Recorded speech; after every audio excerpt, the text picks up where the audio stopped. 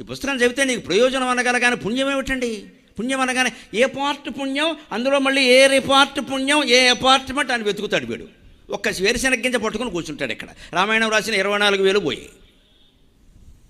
ఈ పిచ్చి ఆలోచనలే మనల్ని నాశనం చేస్తున్నాం. ఇంత గొప్ప మతంలో ఇన్ని వేదాల మధ్య, ఇన్ని శాస్త్రాల మధ్య, ఇన్ని పురాణాల మధ్య, ఇన్ని ఇతిహాసాల మధ్య ఉన్న ఈ దేశంలో అవినీతి ఇంకా ఉందంటే అజ్ఞానం కారణం అండి. ఏ గ్రంథాన్ని ఎలా చదవాలో మనకు తెలియట్లా. చదివిన దాన్ని ఆచరణలో పెట్టే దృష్టి లేదు. చదవండి అయిపోయింది. లేదా పసుబొట్టు ఇట్టేయండి. ఈ పసుబొట్లు కుంకుమ బొట్లు మానేసి చదివిన వెంటనే అవగాహన చేసుకోవడం, అవగాహన మీద అన్వయం చేసుకోవడం, జీవితానికి అన్వయం చేసుకుని దాన్ని ఆచరించడం మొదలైతే మానవ జీవితంలో అద్భుతాలు రావడానికి 10 రోజులు చాలమ్మా. 10 రోజులు చాలు. 10 ఏళ్ళు అక్కల్లా. వాల్మీకి మహర్షి జీవితంలో అద్భుతం 10 గంటల్లో వచ్చిందమ్మా. 10 గంటల్లో వచ్చింది నారదుని ఉపదేశం వల్ల. ఒక దొంగగా బతకాల్సిన వాడు రామాయణ రచయిత అయ్యాడు. మనకు ఆ ప్రత్యక్ష ఉదాహరణ కాదా?